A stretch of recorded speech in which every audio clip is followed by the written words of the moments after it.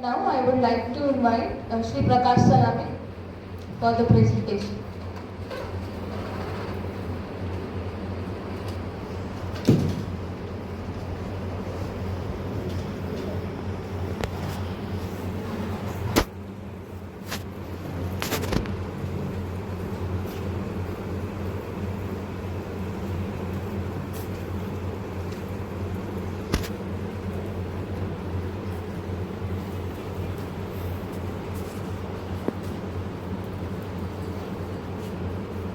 गोंडीनाथ बिडार अर्थात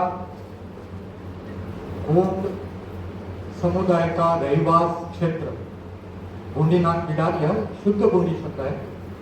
कालांतर से बिडार बिडार का बाद में विदर्भ हो गया, विदर्भ हो गया। तो ऐसे गोंडीनाथ बिडार अर्थात विदर्भ के इस नागपुर महानगरी को 300 वर्ष पूर्व सभी समुदाय को बसाने वाले महिपत उइके बुलंदशाह उइके इनको हम सेवा जोहर करते हैं। और हमारे विदर्भ के इस परिक्षेत्र के गोनाना पुलियाल शहीद वीर बाबूराव पुल्लेसूर सेरमा का इनको भी अभिवादन करते हुए, और बगल का जो तेलंगाना राज्य है मावा नाट्य मावा राज अर्थात मेरे ग्राम में मेरा राज के भूमि कुमरा इनको हम सेवा जोहर करते हैं।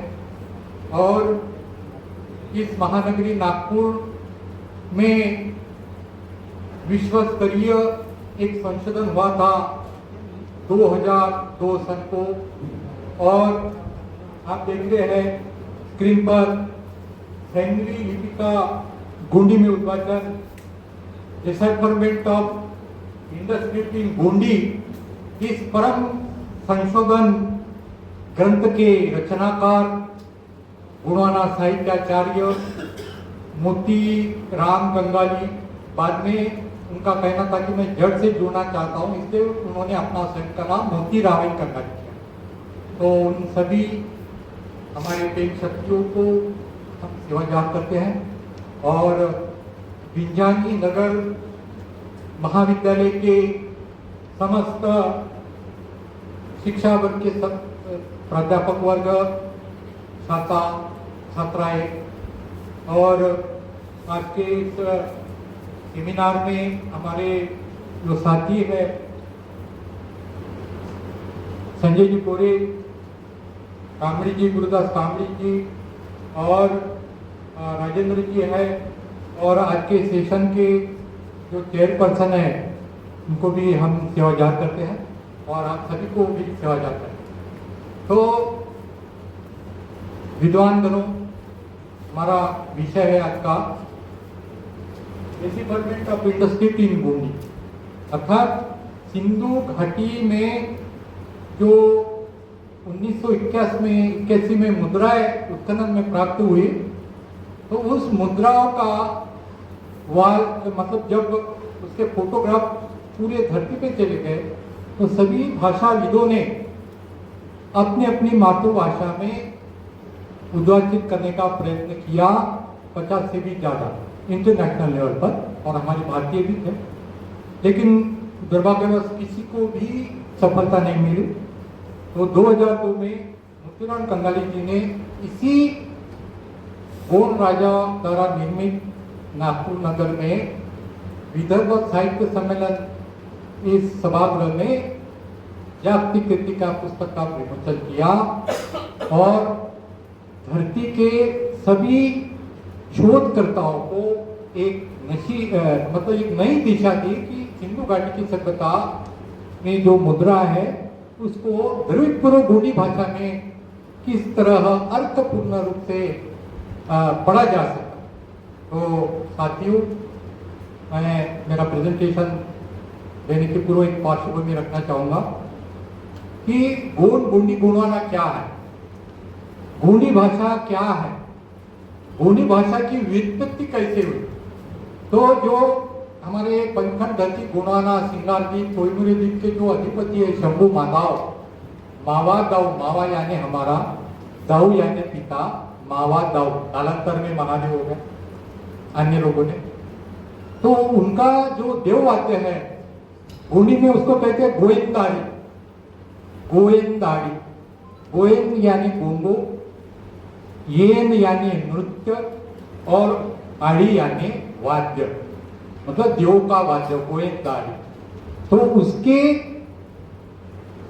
जब बजाते थे शंभू से, तो उसमें से अड़ंग अड़ंग इडंग इडांग उडंग उडंग इडंग इडांग उडंग आडांग, कड़ंग खड़ंग गडंग गडंग गडंग क ख ग ग न, ऐसे स्वर व्यंजन निकले और स्वर निकले।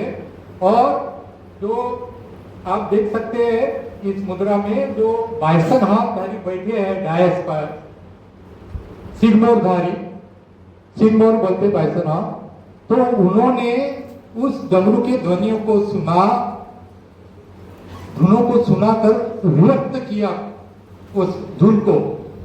अन्ना यानी मैं, अमोट यानी हम, इमा यानी तू, इमाट यानी आप, एर यानी यह, अद यानी वह। तो इस प्रकार से सर्वनाम भी निर्मित किए। तो यह है गोंडी भाषा की व्युत्पत्ति। और मैं बताना चाहता हूँ, बहुत सारे लोग अध्ययन करते हुए बिना आधार के कहते हैं कि यहाँ की जो ट्राइबल है विशेष तौर पर गोंड यानी गण समुदाय, कोई कहता है अफ्रीका से आए ये लोग भारत में, तो ऐसा नहीं है। हमारा उद्गम स्थल है अमरकंटक,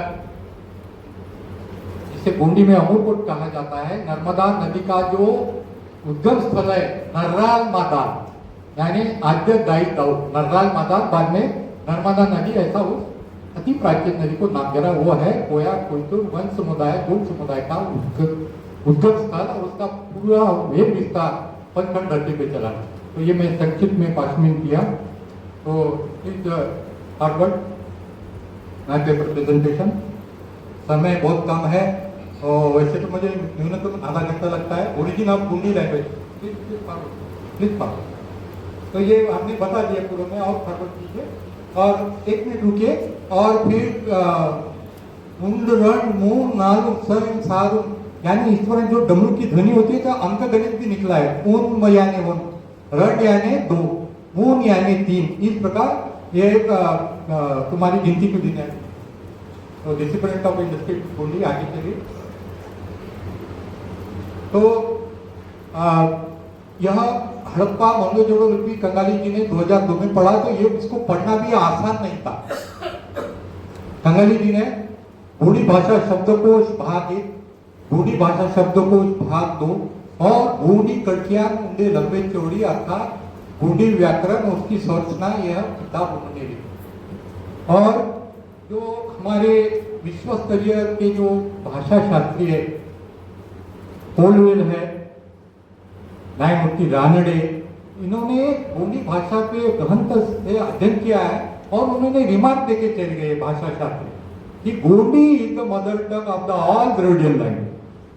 मतलब गोंडी भाषा में जो कैरेक्टरिस्टिक पाए जाते हैं तो वह अन्य द्रविड़ भाषा से भिन्न है, उसकी जो अभिलक्षण है। इसलिए Gondi is the mother tongue of all Dravidian language. तो कंगाली जी ने उनके रिमार्क का अध्ययन किया कि गोंडी को आदि द्रविड़ भाषा क्यों कहा गया।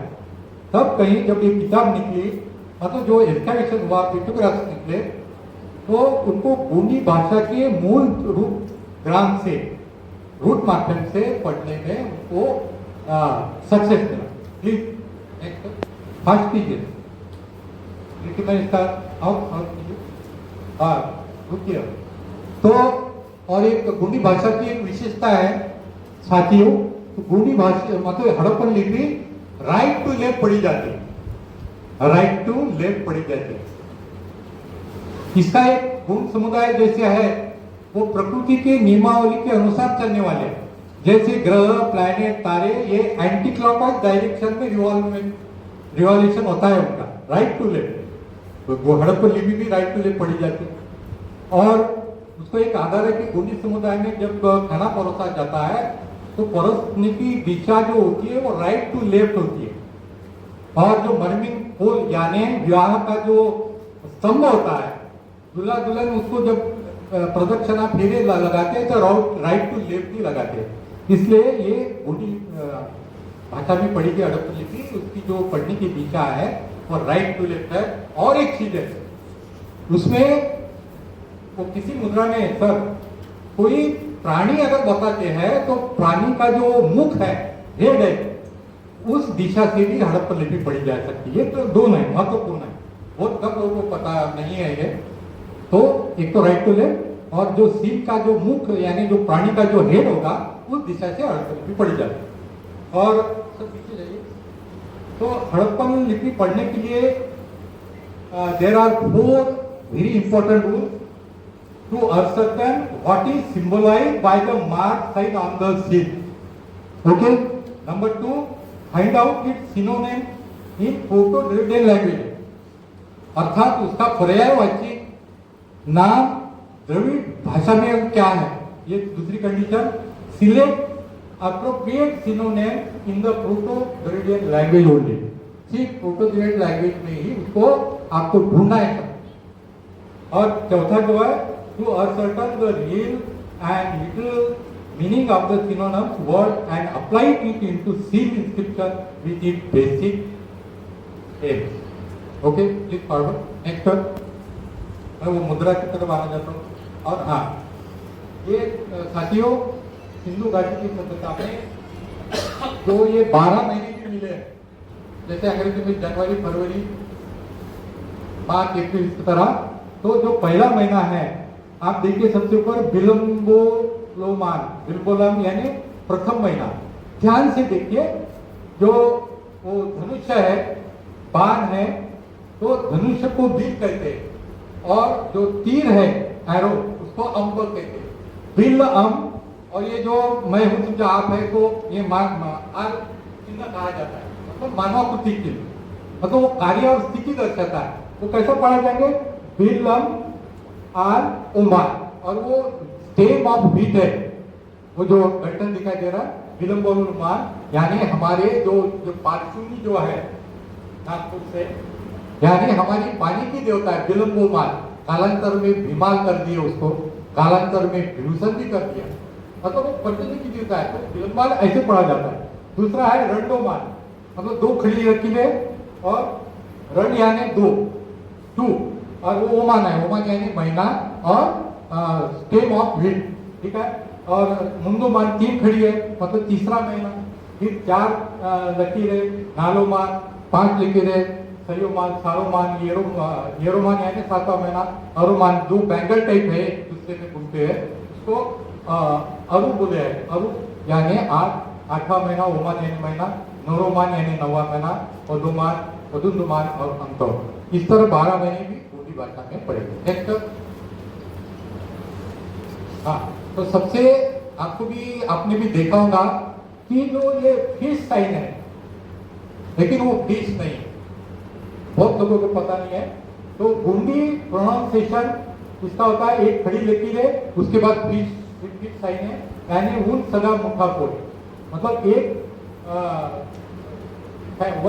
वन फैक्ट्री हेड, रण फैक्ट्री यानी 2 रण सगा मुखा कोई, मुन सगा, मतलब 1 से 7 घटक प्रमुख भी मिले हैं। और वो जैसा आप इमेजिन कीजिए, एक दुपट्टा है, और दुपट्टे को अगर मैं गले में बांधता हूं और उसको एंटी देता हूं, तो वो साइन देता है, तो उसको पोय कहते हैं। उसका पोय यानी कब्जा, नियंत्रण में रखने वाला, कब्जेदार, इसलिए वो पोय का चिन्ह है। वो पोय कहा जाता है, वो फिश नहीं। और 5